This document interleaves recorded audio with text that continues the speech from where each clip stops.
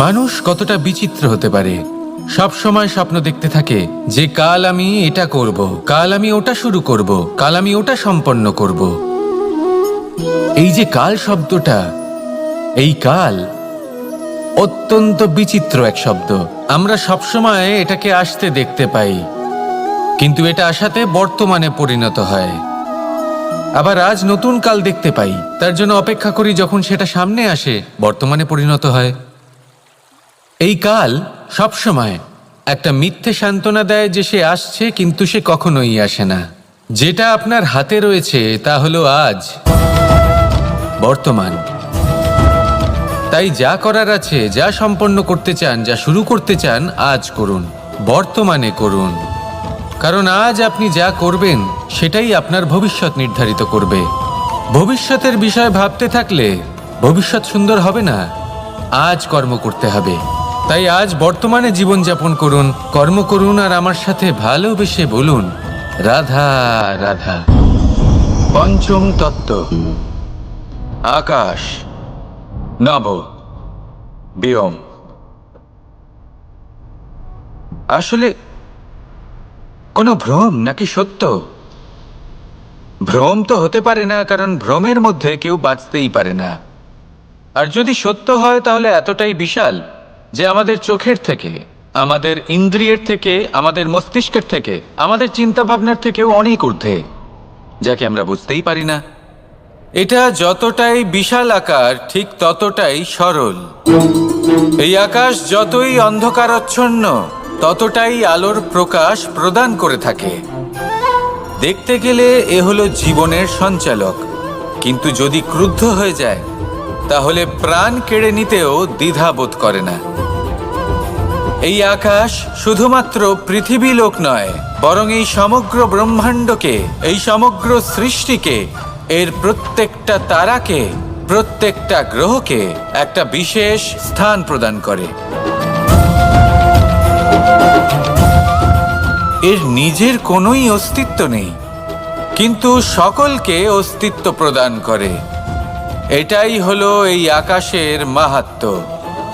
এই আকাশে হলো মাহাত্ম্যের প্রতিরূপ, যা আমাদের ভাবনা দ্বারা উৎপন্ন হয়। আপনিও আকাশের মতো এই বোধকে আপন করে নিন। আপনার জীবনও আকাশের মতন মহান এবং বিশাল হয়ে উঠবে। আর তখনই মন সুপ্রসন্ন হয়ে বলবে, রাধা রাধা। আপনার থেকে বড়, আপনার থেকে মহান হলেন সেই গুরু। এটা কি আবশ্যক যে সেই গুরু কোনো ব্যক্তিই হবেন? কখনোই নয়। গুরু হলেন একটা তত্ত্ব, গুরু হলেন একটা শক্তি। গুরু একজন ব্যক্তি হলে শুধুই একজনই হতেন, কিন্তু তা নয়। গুরু হলেন একটা অনুভূতি, গুরু হলেন শ্রদ্ধা। গুরু তিনি যিনি আপনার ব্যক্তিত্বের পরিচালক হন। গুরু তিনি যিনি আপনার ব্যক্তিত্বের নির্মাতা হন। আপনি কখন, কোথায়, কোন স্থানে, কি রূপে গুরু লাভ করবেন আর কি শিক্ষা লাভ করবেন তা নির্ভর করছে আপনার মানসিকতার উপর, যে আপনি সকলকে কিভাবে আপন করে নিতে পারেন। যদি আপনি গুরুকে আপন করতে চান, জ্ঞানকে আপন করতে চান, তাহলে আপনার মধ্যে শ্রদ্ধা জাগ্রত করতে হবে, সামর্থ্য জাগ্রত করতে হবে। আপনি গুরু এবং জ্ঞানকে আপন করে নিতে পারলে তা এমনিই আপনাকে মহান করে তুলবে। তাহলে আসুন আর আমার সাথে ভালোবেসে বলুন, রাধা রাধা। এই সংসারে এমন কিছু মানুষ আছেন যাদেরকে আপনার ভালো লাগে, তারা আপনার প্রিয়। আমরা চাই ওনারা আমাদের কাছে থাকুন, আমরা ওনাদের কাছে থাকি। এবার সেই ক্ষেত্রে আমরা তাদের ভালো ভালো উপহার দেওয়ার চেষ্টা করি, কারণ ওনারা হলেন আমাদের প্রিয়। আর তার বদলে আমরা আশা করে থাকি যে ওনারা আমাদের একটু সম্মান করবেন। এবার এই মানুষজন যারা আমাদের প্রিয়, এদের আমরা একটা উপহার দিই। সোনা দিয়ে থাকি, আভূষণ দিয়ে থাকি, হিরে মুক্তো দিয়ে থাকি। কিন্তু যদি ভেবে দেখি, এই সব কিছুরই একটা মূল্য আছে। ভেবে দেখুন, আপনি কি তাদের এমন কোনো উপহার দিতে পারেন যা কিনা অমূল্য?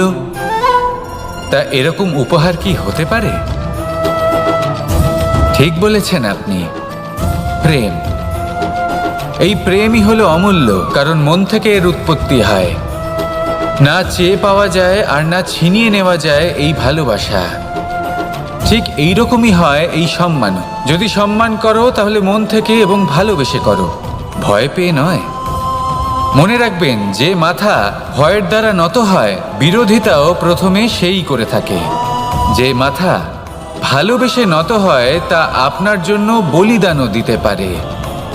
এই সংসারের সব থেকে বড় উপহার, সব থেকে বড় বরদান এই প্রেম এবং সম্মান। তাকে সম্মান করুন আর আমার সাথে ভালোবেসে বলুন, রাধা রাধা। কখনো কোনো চাতককে দেখেছেন? একটা চাতক বর্ষার জন্য অপেক্ষা করে। সেই বর্ষার জলে নিজের তৃষ্ণা নিবারণ করে, নয়তো সারা বছর তৃষ্ণার্ত থেকে যায়।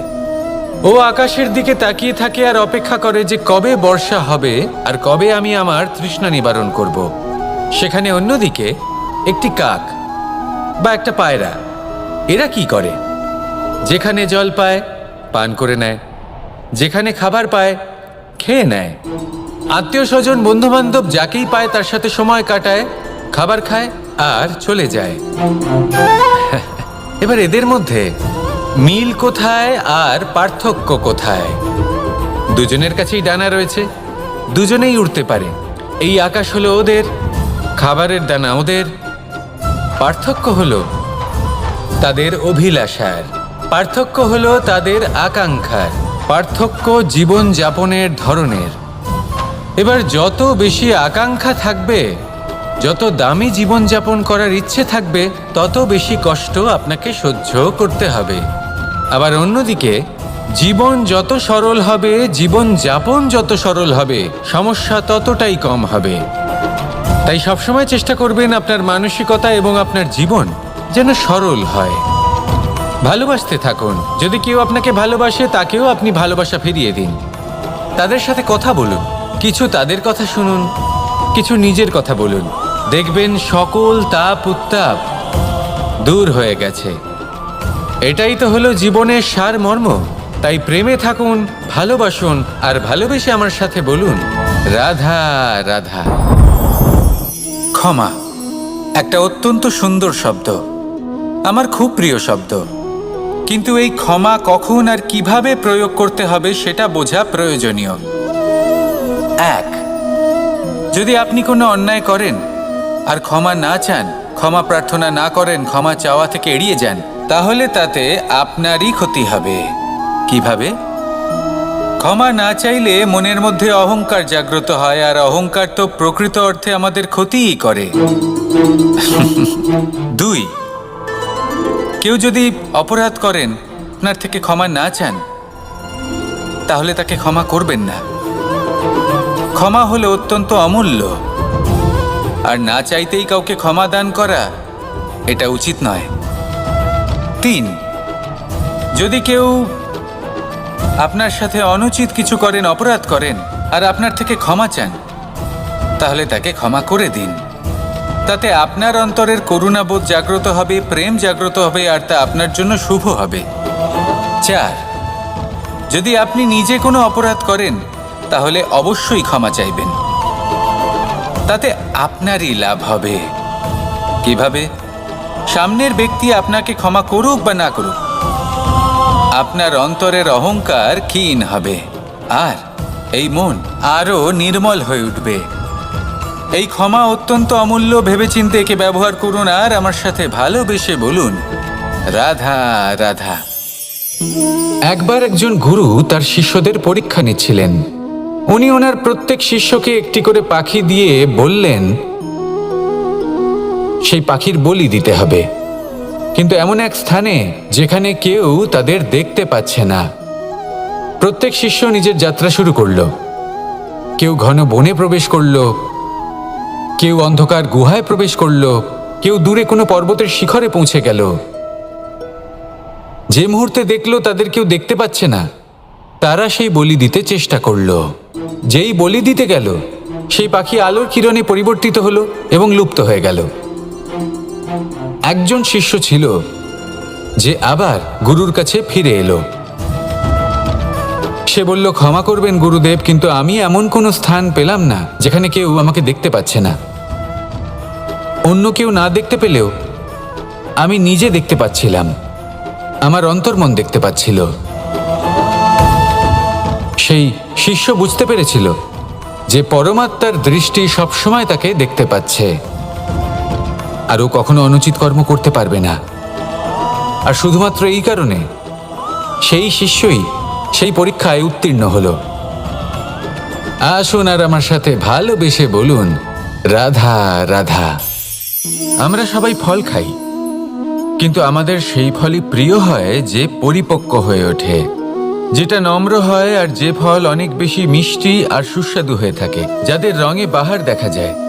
সেইভাবে জীবনে আমরা নানান মানুষের সাথে পরিচিত হই, কিন্তু সেই মানুষই আমাদের মন ছুঁয়ে যায় যারা বিনম্র স্বভাবের, যাদের বাণী খুব মধুর, যাদের অন্তরে আত্মবিশ্বাসের একটা তেজ, একটা রং দেখা যায়। এবার এমন ব্যক্তি আমরা কি করে হব? ঠিক সেইভাবেই যেমন একটা ফল রোদ, বর্ষা, শীত, বায়ু এই সকল সংকটময় পরিস্থিতির সম্মুখীন হয়ে পরিপক্ক হয়ে ওঠে, সেইভাবেই মানুষ সংকটময় পরিস্থিতির সম্মুখীন হয়ে পরিপক্ক হয়ে ওঠেন। যদি এই সংকটের সম্মুখীন হন তাহলে অভিজ্ঞ হবেন, আর এই অভিজ্ঞতাই শিক্ষা দিয়ে যাবে। এই অভিজ্ঞতা আমাদের শিখিয়ে দেয় যে আমাদের বিনম্র থাকতে হবে। অহংকার করে কোনো লাভ নেই। মধুর বাণীর যে কি মূল্য তা আমরা শিখতে পারি। এই অভিজ্ঞতাই আমাদের বুঝিয়ে দেয় যে উচিত অনুচিত কোনটা, আমাদের দৃষ্টিভঙ্গি তৈরি করে, আর এই দৃষ্টিভঙ্গি দ্বারা আত্মবিশ্বাস জাগ্রত হয়। সেই জন্য জীবনে কখনো বিপদ থেকে দূরে পালাবেন না, সেগুলোর সম্মুখীন হন, অভিজ্ঞতা লাভ করুন, তার থেকে শিক্ষা লাভ করুন, এইভাবেই পরিপক্ক হবেন। আসুন আমার সাথে ভালোবেসে বলুন, রাধা রাধা। মানুষ বর্তমানে নিজের জীবন অতিবাহিত করেন, কিন্তু তার জীবনে অতীতকাল এবং ভবিষ্যৎকাল এই দুটোরই সমান গুরুত্ব রয়েছে। অতীতকাল অতিবাহিত হয়ে গেছে এবং সেটা জীবিত থাকে আমাদের স্মৃতি হিসেবে, এবং ভবিষ্যৎ হলো সেটাই যেটা আমরা শুধুমাত্র কল্পনাই করতে পারি। এবার অতীতের কিছু স্মৃতি এমন থাকে যা আমাদের কাছে আনন্দময় হয় না, তা কটু হয়, দুঃখজনক হয়, যন্ত্রণাদায়ক হয়। আমরা যা কিছুই করি তা বদলে ফেলতে পারবো না, কিন্তু ভবিষ্যৎকাল সেটা আমরা রচনা অবশ্যই করতে পারি, যদি আজ আমরা শ্রেষ্ঠ কর্ম করি।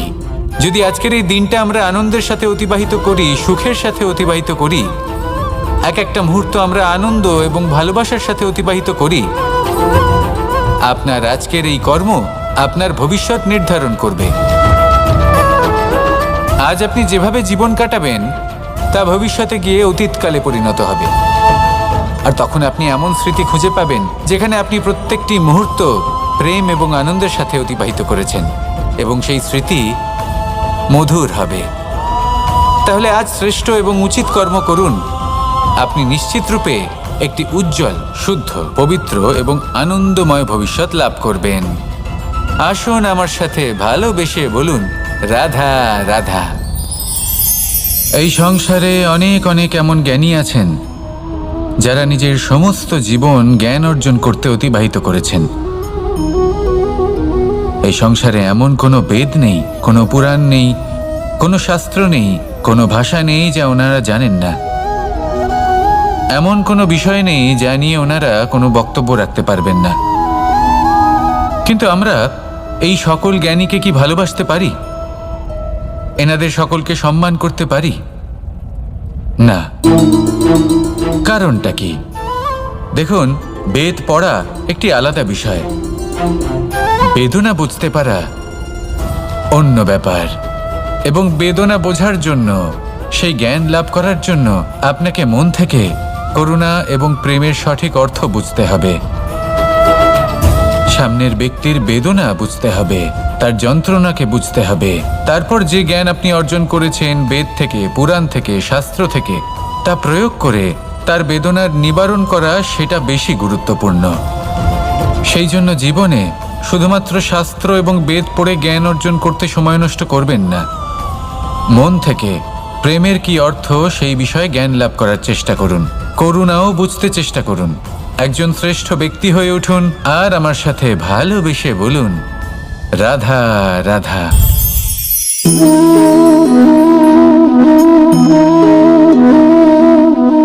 জল এই সংসারের সমস্ত প্রধান তত্ত্বের মধ্যে একটি। এই জল যে কোনো জ্বালা দূর করে, আগুনকে নিভিয়ে দেওয়ার ক্ষমতা রাখে, অবিরল অবিচল ভাবে প্রবাহিত হতে পারে, একে কেউ বাধা দিতে পারে না। এর পথে বাধা সৃষ্টি করলে নিজের পথ নিজেই খুঁজে নেবে বা সে নিজেই নিজের পথ বানিয়ে নেবে, কিন্তু কখনো থামবে না।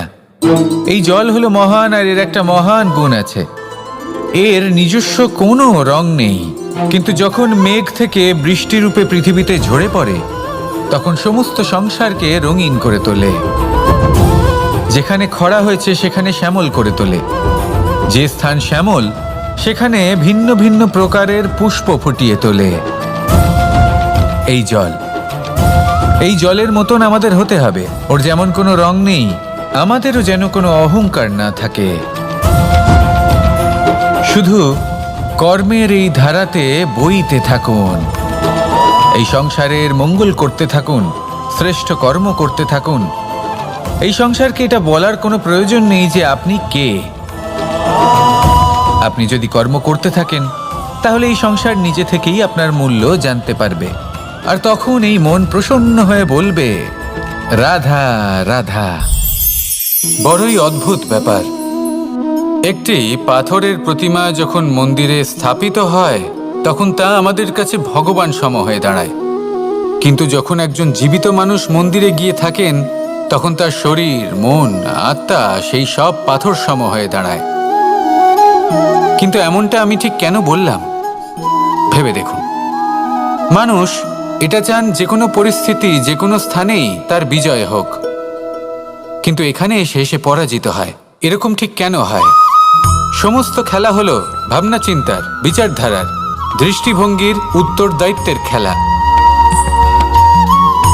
পাষাণের এই প্রতিমা, তার একটি উত্তরদায়িত্ব আছে, আশা ধরে রাখার দায়িত্ব। সেই আশা জানিয়ে মানুষ মন্দিরে আসেন। তেমনি মানুষের একটি উত্তরদায়িত্ব আছে যেটা সে ভুলে যায়, আর সেই উত্তরদায়িত্ব হলো এটা, যে মন্দিরে যে ভগবানকে সে প্রসন্ন করতে যাচ্ছে তাকে সে তখনই খুঁজে পাবে যখন পূর্ণরূপে সে সমর্পিত থাকবে। যদি মনে সমর্পণের ভাব না থাকে তাহলে ভগবান কখনো প্রসন্ন হবেন না। নিজের উত্তরদায়িত্ব বোঝার বদলে মানুষ শুধু একটা অনুষ্ঠান পালন করেন, যেমন ফুলের একটা মালা অর্পণ করেন, আর সেই কারণেই তিনি পরাজিত হন। আপনি ফুলের মালা অর্পণ করুন, প্রসাদ অর্পণ করুন, কিন্তু মনের মধ্যে পূর্ণ সমর্পণের ভাব থাকা প্রয়োজনীয়। তবেই আপনি মন্দিরে গিয়েও প্রাণবন্ত হয়ে থাকতে পারবেন, তবেই ঈশ্বরকে প্রসন্ন করতে পারবেন। আসুন আমার সাথে ভালোবেসে বলুন, রাধা রাধা। এই প্রেম মানুষকে দিয়ে কি না করাতে পারে, বড় বড় কাজ করাতে পারে, বড় বড় বাধা পার করাতে পারে। চাইলে মরুভূমিতে কুয়ো খোঁড়াতে পারে, পর্বত পার করাতে পারে, প্রতিটা অসম্ভব কার্য সম্ভব করাতে পারে। কিন্তু যদি আমি এটা বলি যে প্রেম আপনাকে দিয়ে ছলনাও করাতে পারে, তাহলে কি আপনি তা ঠিক মনে করবেন? আপনার কি মনে হবে যে এরকম হতে পারে? অবশ্যই হতে পারে। যেমন আমি ছল করছি এই মুহূর্তে আমার রাধার জন্য, আমার প্রেমের জন্য। আমি রাধার সাথে অনন্ত প্রেম করি, নিঃস্বার্থভাবে প্রেম করি, কিন্তু তাও আমাকে একটা ঠকবাজ, স্বার্থপর, লোভী ব্যক্তি হতে হচ্ছে। এই ছলনা আমাকে করতে হচ্ছে আমার প্রেমের জন্য। এবারে আপনারা আমাকে বলবেন যে কেন কৃষ্ণ এসব করার কি দরকার? রাধার সাথে তুমি বিবাহ করে তুমি কি শান্তির নিঃশ্বাস নিতে পারো না? নিশ্চয়ই নিতে পারি। রাধার সাথে বিবাহ করে আমি ভীষণ সুখী হব, কিন্তু আমি এই কথাও জানি যে আমার রাধা সুখী হতে পারবে না। কারণ যদি এই বিবাহ হয়, তার মাতা পিতা, তার পরিবারকে বর্ষণা ত্যাগ করতে হবে। রাধার মনের মধ্যে একটা গভীর ক্ষতের সৃষ্টি হবে,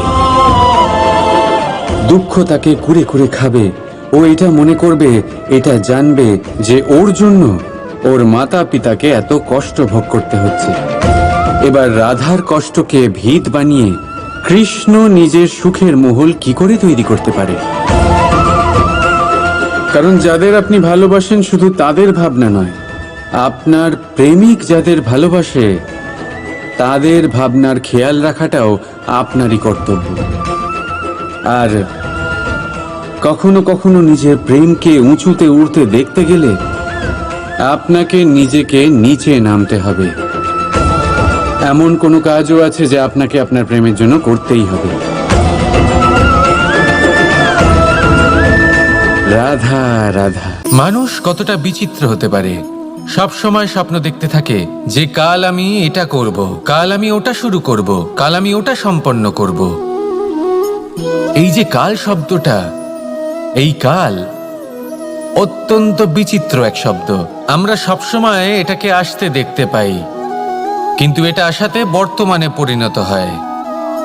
আবার আজ নতুন কাল দেখতে পাই, তার জন্য অপেক্ষা করি যখন সেটা সামনে আসে বর্তমানে পরিণত হয়। এই কাল সবসময় একটা মিথ্যে সান্ত্বনা দেয় যে সে আসছে, কিন্তু সে কখনোই আসে না। যেটা আপনার হাতে রয়েছে তা হলো আজ, বর্তমান। তাই যা করার আছে, যা সম্পন্ন করতে চান, যা শুরু করতে চান, আজ করুন, বর্তমানে করুন। কারণ আজ আপনি যা করবেন সেটাই আপনার ভবিষ্যৎ নির্ধারিত করবে। ভবিষ্যতের বিষয় ভাবতে থাকলে ভবিষ্যৎ সুন্দর হবে না। আজ কর্ম করতে হবে।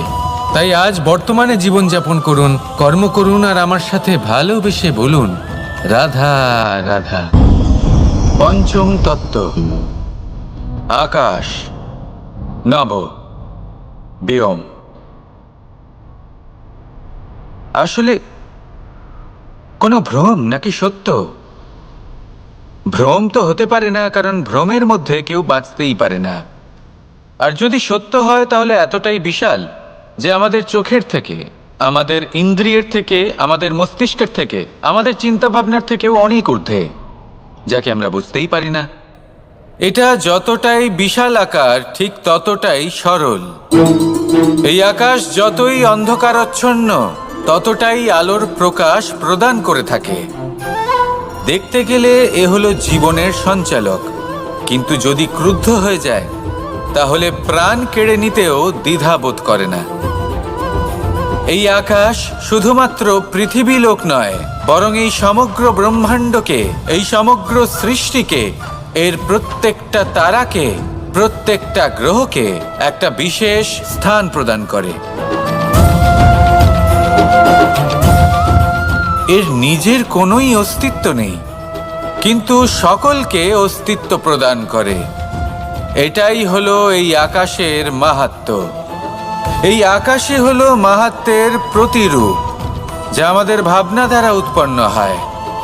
আপনিও আকাশের মতো এই বোধকে আপন করে নিন। আপনার জীবনও আকাশের মতন মহান এবং বিশাল হয়ে উঠবে। আর তখনই মন সুপ্রসন্ন হয়ে বলবে রাধা রাধা। আপনার থেকে বড়, আপনার থেকে মহান হলেন সেই গুরু। এটা কি আবশ্যক যে সেই গুরু কোনো ব্যক্তিই হবেন? কখনোই নয়। গুরু হলেন একটা তত্ত্ব, গুরু হলেন একটা শক্তি। গুরু একজন ব্যক্তি হলে শুধুই একজনই হতেন, কিন্তু তা নয়। গুরু হলেন একটা অনুভূতি, গুরু হলেন শ্রদ্ধা। গুরু তিনি যিনি আপনার ব্যক্তিত্বের পরিচালক হন। গুরু তিনি যিনি আপনার ব্যক্তিত্বের নির্মাতা হন। আপনি কখন, কোথায়, কোন স্থানে, কি রূপে গুরু লাভ করবেন আর কি শিক্ষা লাভ করবেন তা নির্ভর করছে আপনার মানসিকতার উপর, যে আপনি সকলকে কিভাবে আপন করে নিতে পারেন। যদি আপনি গুরুকে আপন করতে চান, জ্ঞানকে আপন করতে চান, তাহলে আপনার মধ্যে শ্রদ্ধা জাগ্রত করতে হবে, সামর্থ্য জাগ্রত করতে হবে। আপনি গুরু এবং জ্ঞানকে আপন করে নিতে পারলে তা এমনিই আপনাকে মহান করে তুলবে। তাহলে আসুন আর আমার সাথে ভালোবেসে বলুন রাধা রাধা। এই সংসারে এমন কিছু মানুষ আছেন যাদেরকে আপনার ভালো লাগে, তারা আপনার প্রিয়।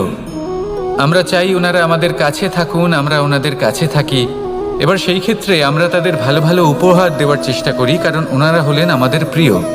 আর তার বদলে আমরা আশা করে থাকি যে ওনারা আমাদের একটু সম্মান করবেন। এবার এই মানুষজন যারা আমাদের প্রিয়, এদের আমরা একটা উপহার দিই। সোনা দিয়ে থাকি, আভূষণ দিয়ে থাকি, হিরে মুক্তো দিয়ে থাকি। কিন্তু যদি ভেবে দেখি, এই সব কিছুরই একটা মূল্য আছে। ভেবে দেখুন, আপনি কি তাদের এমন কোনো উপহার দিতে পারেন যা কিনা অমূল্য? তা এরকম উপহার কি হতে পারে? ঠিক বলেছেন আপনি, প্রেম। এই প্রেমই হলো অমূল্য, কারণ মন থেকে এর উৎপত্তি হয়। না চেয়ে পাওয়া যায় আর না ছিনিয়ে নেওয়া যায় এই ভালোবাসা। ঠিক এইরকমই হয় এই সম্মান। যদি সম্মান করো তাহলে মন থেকে এবং ভালোবেসে করো, ভয় পেয়ে নয়। মনে রাখবেন, যে মাথা ভয়ের দ্বারা নত হয়, বিরোধিতাও প্রথমে সেই করে থাকে। যে মাথা ভালোবেসে নত হয়, তা আপনার জন্য বলিদানও দিতে পারে। এই সংসারের সব থেকে বড় উপহার, সব থেকে বড় বরদান এই প্রেম এবং সম্মান। তাকে সম্মান করুন আর আমার সাথে ভালোবেসে বলুন, রাধা রাধা। কখনো কোনো চাতককে দেখেছেন? একটা চাতক বর্ষার জন্য অপেক্ষা করে। সেই বর্ষার জলে নিজের তৃষ্ণা নিবারণ করে, নয়তো সারা বছর তৃষ্ণার্ত থেকে যায়। ও আকাশের দিকে তাকিয়ে থাকে আর অপেক্ষা করে যে কবে বর্ষা হবে আর কবে আমি আমার তৃষ্ণা নিবারণ করব। সেখানে অন্যদিকে একটি কাক বা একটা পায়রা, এরা কি করে? যেখানে জল পায় পান করে নেয়, যেখানে খাবার পায় খেয়ে নেয়, আত্মীয় স্বজন বন্ধু বান্ধব যাকেই পায় তার সাথে সময় কাটায়, খাবার খায় আর চলে যায়। এবার এদের মধ্যে মিল কোথায় আর পার্থক্য কোথায়? দুজনের কাছেই ডানা রয়েছে, দুজনেই উড়তে পারে। এই আকাশ হলো ওদের, খাবারের দানা ওদের। পার্থক্য হলো তাদের অভিলাষার, পার্থক্য হলো তাদের আকাঙ্ক্ষার, পার্থক্য জীবন যাপনের ধরনের। এবার যত বেশি আকাঙ্ক্ষা থাকবে, যত দামি জীবনযাপন করার ইচ্ছে থাকবে, তত বেশি কষ্ট আপনাকে সহ্য করতে হবে। আবার অন্যদিকে জীবন যত সরল হবে, জীবনযাপন যত সরল হবে, সমস্যা ততটাই কম হবে। তাই সবসময় চেষ্টা করবেন আপনার মানসিকতা এবং আপনার জীবন যেন সরল হয়। ভালোবাসতে থাকুন। যদি কেউ আপনাকে ভালোবাসে, তাকেও আপনি ভালোবাসা ফিরিয়ে দিন। তাদের সাথে কথা বলুন, কিছু তাদের কথা শুনুন, কিছু নিজের কথা বলুন। দেখবেন সকল তাপ উত্তাপ দূর হয়ে গেছে। এটাই তো হলো জীবনের সারমর্ম। তাই প্রেমে থাকুন, ভালোবাসুন, আর ভালোবেসে আমার সাথে বলুন, রাধা রাধা। ক্ষমা একটা অত্যন্ত সুন্দর শব্দ, আমার খুব প্রিয় শব্দ। কিন্তু এই ক্ষমা কখন আর কিভাবে প্রয়োগ করতে হবে সেটা বোঝা প্রয়োজনীয়। এক, যদি আপনি কোনো অন্যায় করেন আর ক্ষমা না চান, ক্ষমা প্রার্থনা না